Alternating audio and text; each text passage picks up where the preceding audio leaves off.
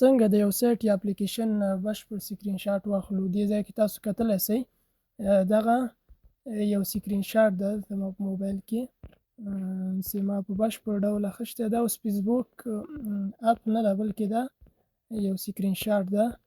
دا تاسو کتلی سئ دغسې په دغه شان د سایټونو اپلیکیشنونو د هر څه سکرین شاټ چې تاسو وغواړئ هغه دغسې په بشپړ ډول سره اخیستلی سئ چې ډېر غټ اوږد سکرین شاټ یې واخلئ.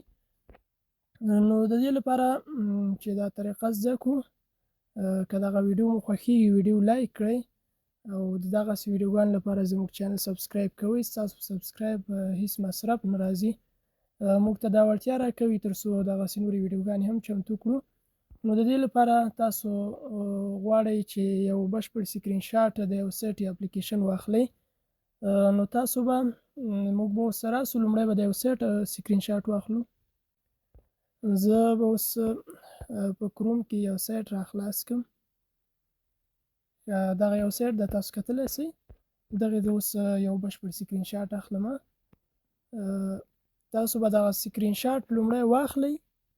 زما سکرین شاټ واخیست، بیا به دغه اپشن باندې تاسو کلیک کوئ. دغه اپشن ګورئ، دا به کلک ونیسئ داسې.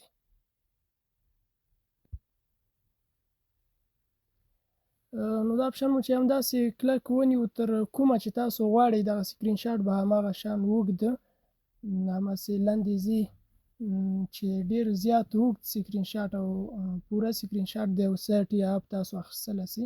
دا به همداسې ګوته پرې کېږدئ تر کومه ځای چې تاسو غواړئ سکرین شاټ واخلئ تر هماغه ځای به دا سکرین شاټ اوږدېږي. بس نور به موږ پرېږدو، همدومره بس ده، بیخي زیات سو. ښه دا ګورئ دا ما اوس پرېښود. زه به اوس بېرته ګالري ته لاړ شمه، دغه سکرین شاټ به راخلاص کړم. په دې به ډبل کلیک وکوئ، دا به رالنډ شي. دا اوس یو سکرین شاټ ده، دا هغه سایټ نه ده، تاسو هلته کتلی سئ. ښه زما د موبایل په ګالري کې.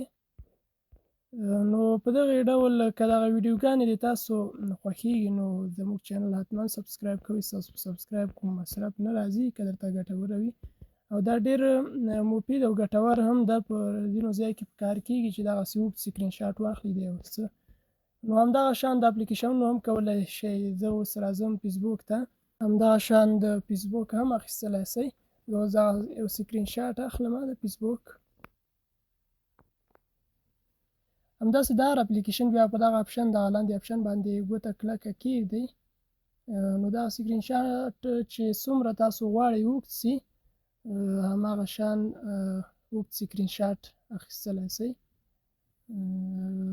دغه طریقه وه. اوس به زه بېرته ګالري ته ځمه. بس دا په همدې ځای پرېږدم، بېرته به لاړ شم ګالري ته تر څو دغه سکرین شاټ وګورو. دا زما ګالري ده، تاسو ګورئ دا د سکرین شاټ فولډر ده، دغه سکرین شاټ ده.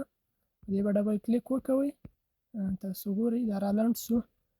نو دا اوس هماغه سکرین شاټ ده، دا فیسبوک اپ نه ده، یعنې دونه اوږد سکرین شاټ هم تاسو اخیستلی سئ د هماغه اپ په شان داسې ښکاري لکه په خپله هماغه اپلیکیشن چې کاروئ. نو دغه سکرین شاټ په ځینو ځایونو کې په کار کېږي. که ویډیو مو خوښ شوي وي لایک یې کړئ. د داسې نورو ویډیوګانو لپاره زموږ چینل سبسکرایب کړئ. که کومه پوښتنه لرئ کمنټ وکړئ. ویډیو له خپلو ملګرو سره شیر کړئ تر څو نور هم ترې ګټه واخلي. تر بلې ویډیو د الله په امان.